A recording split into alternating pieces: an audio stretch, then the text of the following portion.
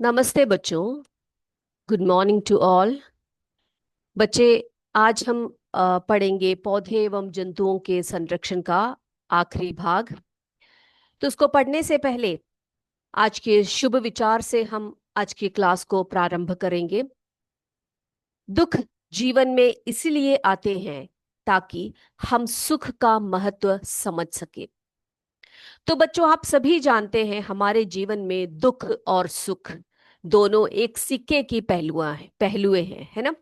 जैसे कि एक दुख आता है तो उसके पीछे एक सुख भी होता है, एक सुख के पीछे एक दुख भी होता है। तो सुख और दुख दोनों ही एक समान हमारे जीवन में आते जाते रहते हैं। तो जब भी हमें कोई जीवन में दुख होता है तो हमें हार नहीं मानना चाहिए। हमें ये नहीं सोचना चाहिए कि बस हो गया, खत्म हो गया सब कुछ, अब आगे हम नहीं बढ़ सकते। ऐसा नहीं है बच्चों। क्योंकि दुख जीवन में हमारे इसलिए आता है ताकि जो आने वाला सुख है उसके महत्व को हम समझ सके। ठीक है। तो इसी शुभ विचार के साथ आज की कक्षा को हम स्टार्ट करते हैं। तो बेटा, हम लोग पिछली क्लास में बहुत सारे बातें किए थे हमने, है ना। जैसे कि हमने बहुत सारे प्राणियों के बारे में बात की थी जो लुप्त हो रहे हैं, जो लुप्त होने जा रहे हैं, जो लुप्त हो चुके हैं। इस प्रकार के कई प्राणियों के बारे में हमने बात की थी। तो हमने लुप्तप्राय प्राणियों के बारे में बहुत डिटेल में आपको बताया था क्या होते हैं लुप्तप्राय प्राणियां। तो उसको जरा देख कर आते हैं। जो पिछली क्लास में देखा था हमने, उसको देखने के बाद फिर आज के टॉपिक में आगे बढ़ेंगे हम। तो बेटा, लुप्तप्राय जो प्राणियां होते हैं जिन्हें हम एंडेंजर्ड स्पीशीज या एंडेंजर्ड ऑर्गेनिजम्स कहते हैं, है ना। तो ये क्या होते हैं? लुप्तप्राय प्रजातियां पौधों और जानवरों की वे आबादियां हैं जो कम संख्या या आवास विनाश के कारण विलुप्त होने के खतरे में है। यानी कि उनकी संख्या जो है, आज भारत में हो चाहे कहीं और हो, वो कम है। और उनके आवास विनाश के कारण भी विलुप्त होने के खतरे में है। तो उन स्पीशीज को, उन एनिमल्स को हम एंडेंजर्ड एनिमल्स या एंडेंजर्ड स्पीशीज या लुप्त प्राय प्रजातियां कहते हैं। उदाहरणों में आपको बताया था मैंने, बाघ, नीली व्हेल, एशियाई शेर, ये सभी शामिल है। ये सभी ऐसे जीव हैं जो, अगर इनका सही प्रकार से हमने उत्तरदायित्व नहीं लिया तो ये क्या हो जाएंगे? लुप्त हो सकते हैं। और प्रोजेक्ट टाइगर के बारे में आपको बताया था, बाघ परियोजना के बारे में। हमारी सरकार ने बाघों के संरक्षण हेतु प्रोजेक्ट टाइगर अथवा बाघ परियोजना लागू की है। और इस परियोजना का उद्देश्य हमें अपने देशों में बाघों की उत्तरजीविता को संवर्धन करने का है। तो इससे क्या होता है? बाघों का जो है संरक्षण हो रहा है उनके आवास स्थलों पर, ताकि उनकी जो है उत्तरजीविता और जो है उनका संवर्धन जो है करना, इसका पूर्ण जो है उत्तरदायित्व बन जाता है। वे जंतु जिनकी संख्या एक निर्धारित स्तर से कम होती जा रही है वे विलुप्त हो सकते हैं, है ना। जैसे कम होते होते होते वो लास्ट में क्या हो जाएंगे बेटा? वे विलुप्त हो जाएंगे। तो उन्हें हम संकटापन्न जंतु या फिर लुप्तप्राय जंतु कहते हैं। इतनी बातें सबको क्लियर हो गई होगी। पिछले क्लास में हमने इस बारे में बात की थी आपसे। और हमने जो लुप्त हो गए हैं जीव उनके बारे में भी आपसे चर्चा की थी। बहुत सारे ऐसे जीव हैं जो इस भूमि पर अभी नहीं है, जैसे कि वूली मैमथ, डोलो पक्षी वगैरह के बारे में भी हमने बात की थी। तो बेटा, हम आज डिटेल में बात करेंगे रेड डेटा बुक की। थोड़ा बहुत जानकारी हमने पिछली क्लास में आपको दे दिया था। रेड डेटा बुक, जिसे हम रेड डेटा पुस्तक कहते हैं। ओके। तो ये क्या है, इसका महत्व क्या है, इस बुक से क्या लाभ है पर्यावरण के लिए, ये सभी आज हम डिटेल में देखेंगे। ठीक है। तो चलिए बेटा, रेड डेटा बुक क्या होता है? तो रेड डेटा बुक जो होता है वो क्या है? तो पर्यावरण को बचाने के लिए या यहाँ के जो जीव जंतु हैं उनको उनके संरक्षण हेतु जो है इस बुक को जो है ये एक रिकॉर्ड है जिसमें कि बहुत सारे प्राणियों को हम लोग क्या करते हैं, रिकॉर्ड करके रखते हैं जो लुप्तप्राय हो सकते हैं। ठीक है, चलिए। तो रेड डेटा बुक एक स्रोत पुस्तिका है जो सभी लुप्तप्राय जानवरों और पौधों का रिकॉर्ड रखती है। तो जितने भी जानवर है या पौधे हैं जो लुप्तप्राय होने वाले हैं, यानी कि जो लुप्तप्राय कैटेगरी में जिनको हम रखते हैं, तो उनका एक रिकॉर्ड है। ठीक है, उनकी एक स्रोत पुस्तिका है ये। तो रेड डेटा बुक का रख रखाव एक अंतरराष्ट्रीय संगठन द्वारा किया जाता है। तो इसका संगठन जो है, इसका रख रखाव जो है अंतरराष्ट्रीय संगठन द्वारा होता है। भारत भी अपने यहाँ पाए जाने वाले पौधों और जानवरों के लिए रेड डेटा बुक रखता है।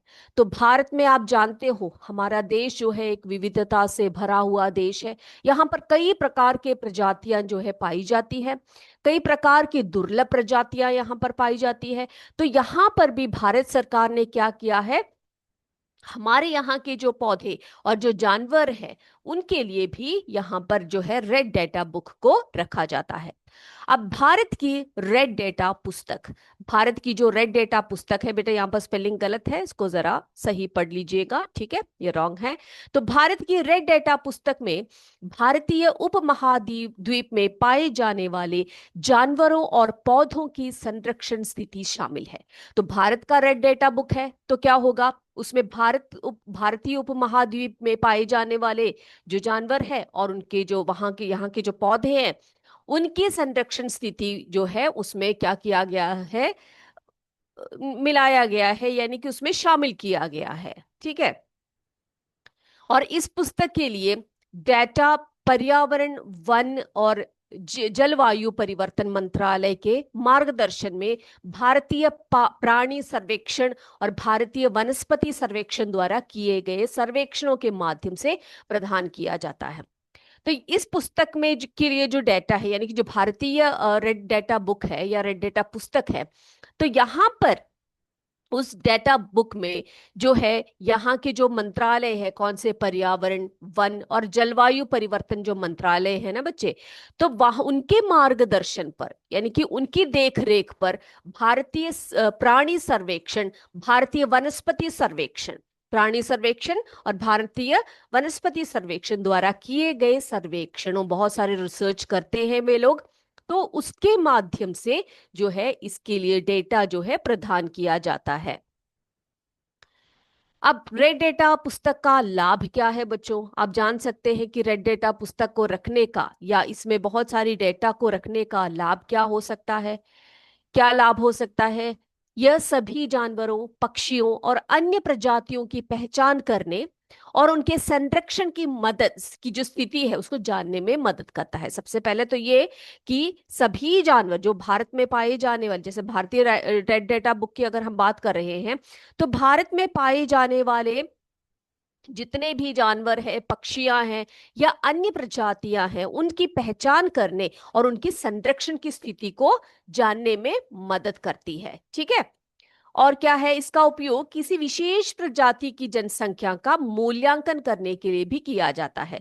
तो जैसे कि हमने अभी आपको बताया कि जैसे कि बहुत सारे ऐसे प्राणियां या ऐसे पौधे हैं जो क्या हो रहे हैं, लुप्त प्राय हो रहे हैं, तो इनकी जो कलेक्शन है, यानी कि इनकी जो डेटा कलेक्शन है, इससे ये पता लग जाता है कि कौन कौन सी विशेष प्रजातियां हैं और उनकी जनसंख्या कैसी है, भारत में कौन कौन से स्थानों पर उनकी जनसंख्या कितनी है। तो उनका एक मूल्यांकन करने के लिए भी इसका उपयोग जो है किया जाता है। और इस पुस्तक की सहायता से हम वैश्विक स्तर पर, हाँ, प्रजातियों के विलुप्त होने के खतरे का अनुमान लगा सकते हैं। तो हम इससे, जैसे कि उनके नंबर्स हमें पता होते हैं, कितने नंबर में पाए जाते हैं, कौन कौन से वन में या कौन कौन से अभयारण्य में, है ना, वहां पर कौन कौन से सेंचुरीज में ये जो जीव है ये पाए जाते हैं, ये कितने नंबर में पाए जाते हैं। तो हमें इस पुस्तक की सहायता से वैश्विक स्तर पर, यानी कि पूरे जो वर्ल्ड के स्तर पर जो है कई कई जगहों पर कितनी कितनी प्रजातियां जो है वो विलुप्त हो रही है या विलुप्त होने के खतरे में है, इसका हम अनुमान लगा सकते हैं। अब बेटा जो लुप्त प्राय है, स्पेलिंग गलत है यहाँ पर, लुप्त प्राय प्रजातियों के लिए सुरक्षात्मक उपायों को लागू करने हेतु रूपरेखा या दिशा निर्देश प्रदान करता है। अब क्या है, क्या निर्देश देते हैं ये, कि जैसे कि हमने इस डेटा को हमने निकाला, हमने डेटा बुक में से, तो हमें पता लग जाता है कि कौन कौन सी प्रजातियां जो है वो लुप्त प्राय होने वाली है। तो उनकी सुरक्षा के लिए हमें क्या करना चाहिए, ठीक है। तो उनके सुरक्षात्मक उपायों को लागू करने के लिए रूपरेखा या दिशा निर्देश जो है एक बहुत ही अच्छे तरीके से जो है निकाला जाता है। तो यही है रेड डेटा बुक के लाभ। तो आई होप ये जो है आपको बहुत ही अच्छी तरह से क्लियर हो गया होगा, है ना, कि रेड डेटा पुस्तक क्या है। ये एग्जाम्स में आपसे पूछे जा सकते हैं। तो रेड डेटा बुक जो है एक स्रोत पुस्तिका है जो सभी लुप्त प्राय जो जानवर है और पौधे हैं उनका रिकॉर्ड रखती है। रेड डेटा बुक का रख रखाव एक अंतरराष्ट्रीय संगठन द्वारा किया जाता है। भारत की भी अपनी एक रेड डेटा बुक है जिसे हम भारत की रेड डेटा पुस्तक के नाम से जानते हैं। और भारत की रेड डेटा पुस्तक में भारतीय उपमहाद्वीप में पाए जाने वाले जानवरों और पौधों का संरक्षण शामिल है। इस पुस्तक के लिए डेटा पर्यावरण वन जलवायु परिवर्तन मंत्रालय के मार्गदर्शन में भारतीय प्राणी सर्वेक्षण, भारतीय वनस्पति सर्वेक्षण द्वारा किए गए सर्वेक्षणों के माध्यम से प्रदान किया जाता है। और रेड डेटा पुस्तक के लाभ क्या बताए मैंने आपको, कि ये सभी जानवरों, पक्षियों और अन्य प्रजातियों को की जो है पहचान करवाती है ना, हमें कि किसकी संरक्षण की जरूरत है, किसकी नहीं है। इसका उपयोग किसी विशेष प्रजाति की जनसंख्या का मूल्यांकन करने के लिए किया जा सकता है। और इस पुस्तक की सहायता से हम वैश्विक स्तर पर प्रजातियों के विलुप्त होने के खतरे का अनुमान भी लगा सकते हैं। और जो लुप्त प्राय प्रजातियां हैं उनके लिए हमें क्या करना चाहिए, उनकी सुरक्षा के लिए हमें क्या करना चाहिए, इसके लिए भी एक रूपरेखा जो है प्रदान करती है। तो ये तो था रेड डेटा पुस्तक के बारे में। अगला जो टॉपिक हम लोग पढ़ रहे हैं वो है माइग्रेशन, अथवा क्या कहते हैं उसको, हम प्रवास कहते हैं, है ना, प्रवास अथवा माइग्रेशन, सॉरी,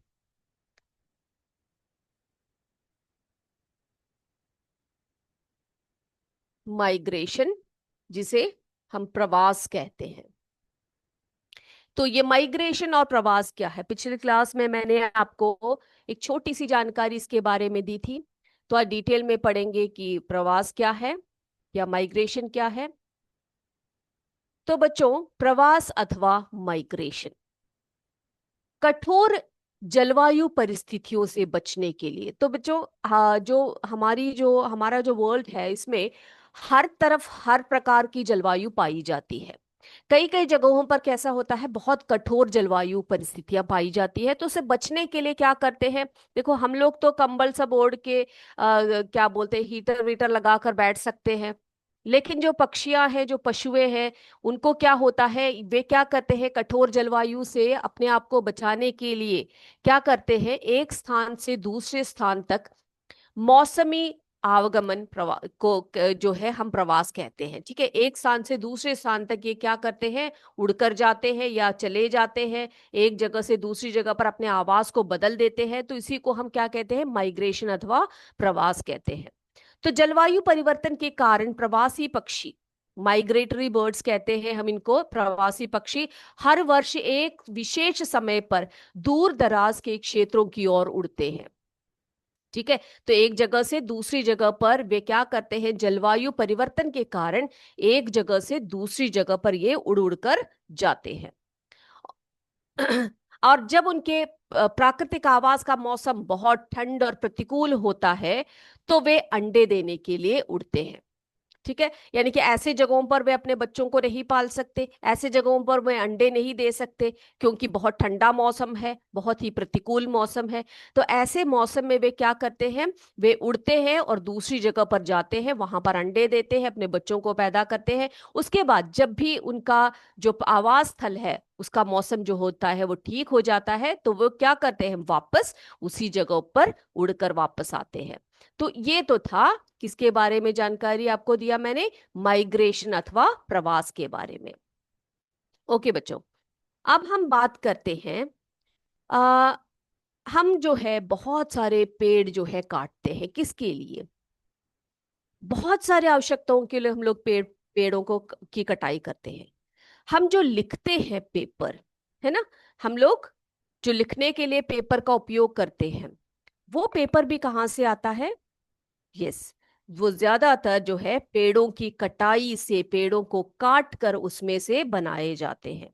और इसी कारण से भी बहुत ज्यादा जो पेड़ है वो काटे जा रहे हैं।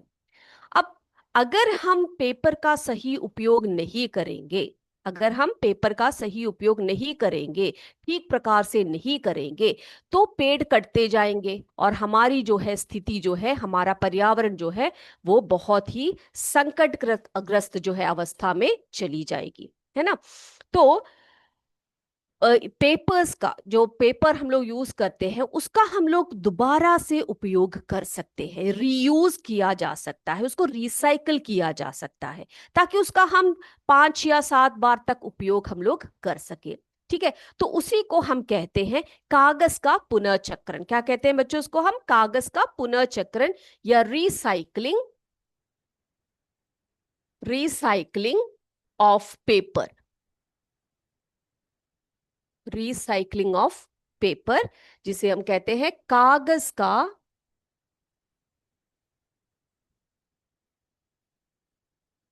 पुनर्चक्रण। तो ये कैसे कर कर सकते हैं, ये क्या चीज है, इसको कैसे किया जाता है, ये सब अभी हम पढ़ेंगे। तो कागज का पुनर्चक्रण क्या है? तो बेटा, यदि जो है हम लोग इसी प्रकार से, बहुत सारे बच्चे ऐसे होते हैं, क्या करते हैं, बहुत ज्यादा क्या करते हैं बच्चों? हाँ, बिल्कुल सही कहा आपने, बहुत ज्यादा पेपर्स का उपयोग करते हैं, है ना। कई बच्चे जो है उसको उड़ा देते हैं, कई बच्चे क्या करते हैं, जहाज बनाते हैं, कई नाव बना देते हैं, कई ऐसी फाड़ के फेंक देते हैं। तो ऐसा हमें कभी भी नहीं करना चाहिए। पेपर्स का जो है हमें बहुत अच्छी तरह से उपयोग करना है। और जो हमने उपयोग किए हुए कागज है उनका हम पुनः चक्रण करके उसका भी हम लोग उपयोग कर सकते हैं। ठीक है, तो उसी को हम कागज का पुनः चक्रण अथवा रिसाइकलिंग ऑफ पेपर कहते हैं।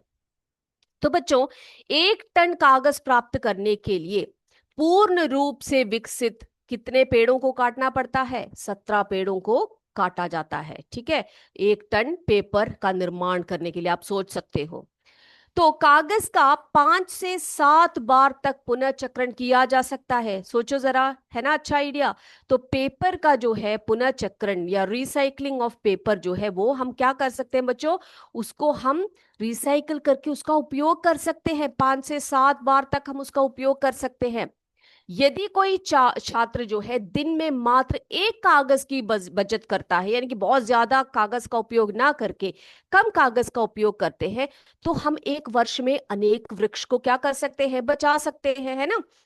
और हमें कागज की बचत करनी चाहिए, इसीलिए पुनः उपयोग एवं पुनः चक्रण करना चाहिए। तो कागज की बचत होगी तभी पेड़ों की बचत होगी, पेड़ों की बचत होगी तभी क्या होगा? पेड़ों का संरक्षण होगा, तभी क्या होगा बच्चों? हमारा पर्यावरण जो है सही तरीके से चलेगा, है ना।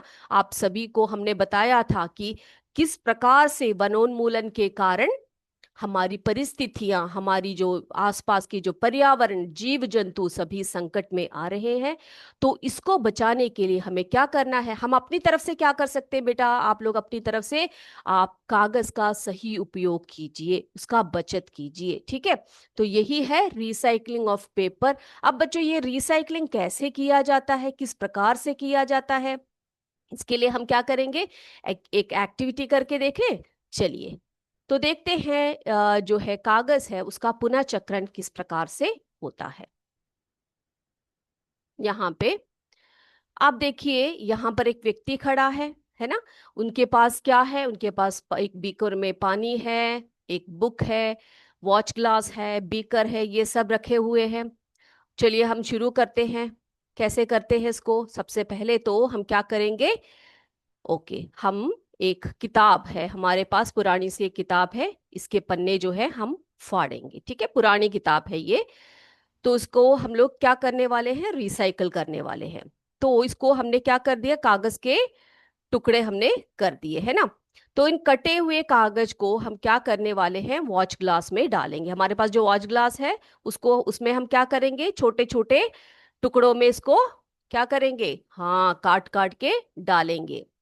ठीक है, एकदम से बड़े कागज का हम लोग उपयोग नहीं कर सकते। तो हमने देखा इस तरह से हमने कागज को जो है इस तरह से हमने छोटे छोटे टुकड़ों में डाल दिया। अब इसको क्या करेंगे, यहाँ पर एक खाली बीकर रखा हुआ है, इस खाली बीकर में हम इस पेपर्स को, इस इन पेपर के टुकड़ों को हम इस खाली जो है बीकर में डाल देंगे। डाल दिया। अब क्या करने वाले हैं हम लोग, ये जो पानी से भरा हुआ बीकर है यहां पर लेकर आएंगे और उसमें क्या करेंगे, पानी डालेंगे। ठीक है, चलिए अब क्या करेंगे बेटा, हम एक दिन के लिए वेट करेंगे, एक दिन का प्रतीक्षा हम लोग यहाँ पे करेंगे। चलिए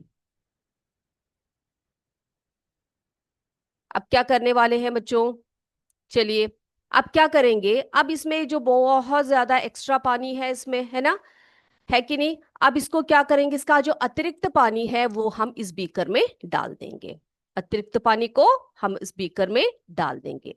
अब यहाँ पर हमारे पास भीगे हुए कागज है ना, जो कागज है वो सोक्ड है पानी में। अब क्या करने वाले हैं बेटा, हम लोग क्या करेंगे, इसको पीसने के लिए यहाँ पर देखो हमारे पास एक ओखली है, मॉटर है ना, इसमें हम लोग क्या करेंगे, इसको ट्रांसफर कर देंगे, इसमें डाल देंगे हम लोग।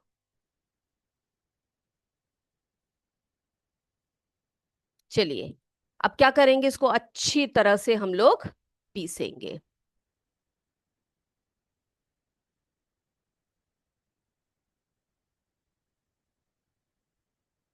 ओके, पीस दिया। अब क्या करने वाले हैं हम लोग, यहाँ पर क्या क्या चीजें हैं बेटा, हमारे पास एक सनमाइका शीट है, एक वायर मेश है, एक वुडन ब्लॉक है। ठीक है, अब क्या करने वाले हैं, सबसे पहले तो हम इस वुडन ब्लॉक को यहाँ पर लेकर आएंगे। ओके, लकड़ी का। अब क्या करेंगे, यहाँ से जो वायर मेश है उसको हम लोग इसके ऊपर को रख देंगे, रख दिया। अब यहाँ पर एक हमारे पास मलमल का क्लोथ है, इस क्लोथ को, इस कपड़े को भी इसके ऊपर हम लोग इस तरह से फैला देंगे।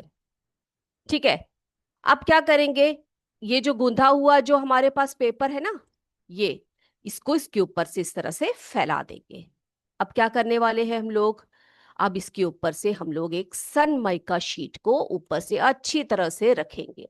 अब इसको अच्छी तरह से प्रेस करने के लिए हम क्या करेंगे बेटा, स्टोन है ना, पत्थर का एक ब्लॉक है, इसको इसके ऊपर हमने रख दिया, स्टोन ब्लॉक है उसके ऊपर हमने रख दिया। अब हम वेट करेंगे, एक दिन का इसमें वेट करेंगे। एक दिन के बाद क्या होता है, अब एक एक करके हम इन चीजों को हटाएंगे। चलिए हटा दिया। अब क्या करने वाले हैं, अब देखो मलमल का कपड़ा और जो हमने बनाया हुआ जो गुंथा हुआ जो पेपर है ना, इसको हम लोग सेपरेट करते हैं, सावधानी पूर्वक धीरे धीरे हम इसको सेपरेट करेंगे। और देखो अब देख रहे हो आप लोग, ये जो कागज ये बन गया है हमारा, रिसाइकल पेपर है ये, इसको हम लोग धूप में सुखा सकते हैं। और इसको सुखा कर हम लोग क्या कर सकते हैं, हमारा हमारे पास क्या तैयार हो गया बच्चों, हमारे पास जो है नया सा एक पेपर हमारे पास आ गया है। ठीक है, अब देखो बच्चों, इस पेपर को हम लोग क्या कर सकते हैं, हम इसका उपयोग कर सकते, जैसे आप रफ वर्क वगैरह करते हो ना, तो इसमें आप उपयोग कर सकते हैं। तो इस तरह से पुनर्नवीकृत जो पेपर होता है, कागज का पुनर्चक्रण जो है किया जाता है। अनावश्यक रूप से क्या नहीं करेंगे बच्चे, आप कागज को बर्बाद नहीं करेंगे। अब रिसाइकल किए हुए जो पेपर है, इसको जो है हम बहुत 5 या 6 बार तक हम लोग पेपरों को क्या कर सकते हैं, रिसाइकल करके उसका फिर से उपयोग कर सकते हैं। ऐसे करते करते हम लोग बहुत सारे पेड़ों को जो है क्या कर सकते हैं बच्चों, बचा सकते हैं, है ना, हमारे पर्यावरण को हमारी तरफ से हम लोग बचा सकते हैं। आप बच्चे हैं तो आप अपनी तरफ से ये कोशिश करिए कि कम से कम पेपर्स का उपयोग करें और सही उपयोग करें। चलिए बेटा, अब हम पढ़ते हैं रिफॉरेस्टेशन के बारे में। जो हमारे चैप्टर का लास्ट टॉपिक है वो है रिफॉरेस्टेशन। तो बच्चों हमने डिफॉरेस्टेशन के बारे में तो पढ़ लिया था, वनोन्मूलन के बारे में, कि पेड़ों की कटाई बहुत ज्यादा हो रही है। अब ये रिफॉरेस्टेशन क्या होता है, ये होता है पुनर् वन रोपण, ठीक है। पुनर्वन रोपण यानी कि दोबारा से वनों को क्या करना, रोपण करना, दोबारा से वनों का रोपण करना होता है। तो ये कैसे किया जाता है, हम सभी ये कर सकते हैं, हम सभी जो है इसमें शामिल हो सकते हैं। हम लोग क्या करते हैं बच्चे, हम लोग हमेशा पेड़ों की कटाई करते हैं, पेड़ पेड़ पौधे लगाने की कम सोचते हैं, है ना। तो हमें क्या करना चाहिए, अपनी तरफ से पेड़ों को दोबारा से लगाना चाहिए।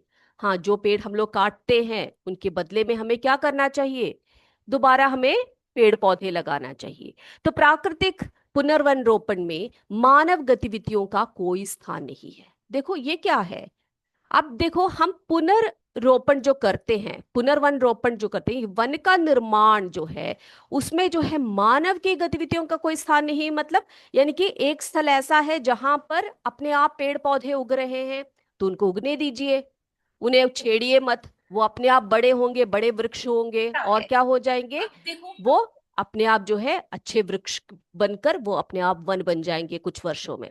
तो हम अपने वनों को अब तक बहुत अधिक नष्ट कर चुके हैं, है ना। और यदि हमें अगली पीढ़ी के लिए, हमारी जो आने वाली पीढ़ी है उसके लिए हरी संपदा बनाए रखनी है, तो हमें क्या करना चाहिए, अधिक से अधिक वृक्षारोपण करना चाहिए। वृक्षारोपण देखो, जैसे कि आपको अभी बताया मैंने, पुनर्वन रोपण में क्या होता है कि अपने आप एक जगह पर पेड़ पौधे उगने दीजिए, उनको छेड़िए मत, वो अपने आप ही कुछ वर्षों में वो एक वन के रूप में बन जाएंगे। ओके, तो आप अपनी तरफ से क्या कर सकते हैं, हम अपनी अगली पीढ़ी की संपदा को बनाए रखने के लिए, हरी संपदा अगर देनी है उनको, अच्छा हरा भरा पृथ्वी उनको वापस करना है, तो क्या करना है, हमने वृक्षारोपण करना है, ठीक है। तो भारत का एक संरक्षण अधिनियम भी है, इसके अनुसार क्या है, इसका उद्देश्य प्राकृतिक वनों का परिरक्षण है और संरक्षण करना है। यानी कि जो प्रकृति ने हमें दिए हैं, जो वन दिए हैं, उनका हमें क्या करना है, उनका परिरक्षण करना है, उनको जो है नष्ट नहीं करना है, उनको उनका संरक्षण करना है। साथ ही साथ ऐसे उपाय भी हमने करने हैं जिससे वन में और उनके समीप रहने वाले जो लोग हैं, यानी कि वन में बहुत सारे प्रजातियां रहते हैं, पेड़ पौधों के, प्राणियों के, हमने बहुत सारे प्राणियों के बारे में पढ़ा है इस चैप्टर में। तो बेटा उनके लिए हमें क्या करना है, उनके लिए हम कुछ ना कुछ करेंगे। तो इसके लिए हमें वनों का पुनर्रोपण करना पड़ेगा, उसको वनों को बनने देना है आपने, और साथ ही साथ अपनी तरफ से आप क्या करेंगे, जी हाँ, हम अपनी तरफ से भी पेड़ पौधे लगा सकते हैं। जितने पेड़ हम लोग काटते हैं उतने पौधे हम लोग लगा लगा भी सकते हैं, है ना। तो ये तो था आज का लास्ट टॉपिक, जो था रिफॉरेस्टेशन के बारे में। तो इस चैप्टर में आपने बहुत सारी जानकारियां प्राप्त की है बच्चों, बहुत सारी जानकारियां, क्या क्या हमने सीखा है इसमें। हमने वन्य प्राणी अभयारण्य के बारे में सीखा, राष्ट्रीय उद्यानों के बारे में, जैव मंडल आरक्षित क्षेत्रों के बारे में सीखा है। जैव वैविध्यता या विविधता का क्या अर्थ है, वो क्या कैसे होता है, उसका संरक्षण कैसे किया जाता है। और किसी प्रत्येक क्षेत्र में पाए जाने वाले जानवरों के बारे में, पौधों के बारे में हमने सीखा, जिन्हें हम एंडेमिक स्पीशीज कहते हैं, स्थानीय प्रजातियां कहते हैं। और संकटापन स्पीशीज के बारे में सीखा हमने, एंडेंजर्ड स्पीशीज के बारे में जो विलुप्त होने के कगार में है, उनके लिए हम लोग क्या कर सकते हैं, ये सब हमने सीखा है। और रेड डेटा पुस्तक के बारे में हमने बहुत ही डिटेल में आज सीखा कि रेड डेटा पुस्तक का उद्देश्य क्या है, उसके लाभ क्या क्या है, उससे पर्यावरण को जो है, या लुप्त प्राय जो प्राणियां हैं उनकी बचत कैसे हो सकती है, उनको हम कैसे बचा सकते हैं। और बेटा, और हमने सीखा प्रवास क्या है ना। प्रवास यानी माइग्रेशन क्या है, वो परिघटना है जिसमें कोई भी जो प्राणी है, वो पक्षी हो सकते हैं, पशु हो सकते हैं, है ना। तो वे क्या करते हैं, वे अपने आवास से किसी अन्य आवास में हर वर्ष जो है एक विशेष अवधि में, जब उनके उनके आवास स्थान पर जो जलवायु है वो कठिन होती है, वे क्या करते हैं, अंडे देने के लिए, बच्चों को पालने के लिए, या फिर भोजन की तलाश में एक तरफ से दूसरी जगह पर वे जाते हैं। तो उसी को हम क्या कहते हैं, प्रवास या माइग्रेशन कहते हैं। और हमने सीखा कि पेपर का रिसाइकलिंग कैसे होता है। तो हमें जो है वृक्ष, ऊर्जा और पानी की बचत करने के लिए, है ना। ये सब डायरेक्टली और इनडायरेक्टली एक दूसरे से कनेक्टेड है। कागज की बचत, उसका पुनः उपयोग और पुनः चक्रण जो है हमें करना चाहिए, है कि नहीं। तो वो हमने बहुत ही डिटेल में एक्टिविटी के साथ समझा है। और लास्ट में हमने सीखा रिफॉरेस्टेशन क्या है। तो पुनर्वनरोपण, नष्ट किए वनों को क्या करना है, पुनर्स्थापित करने और रोपण करने की विधि है। तो इन सभी को हम ध्यान में रखेंगे और हमारे पर्यावरण को हम एक बहुत ही सुंदर और स्वच्छ तरीके से आगे बढ़ेंगे, ताकि हमारा जो मनुष्य जीवन है वो भी यहाँ पर सेफ हो। ठीक है। तो इसी के साथ आज की कक्षाओं को हम यहीं पर समाप्त करते हैं। अगली क्लास में आपसे फिर मिलेंगे। तब तक जय विद्या शक्ति, जय हिंद, जय भारत। धन्यवाद। Thank you sir.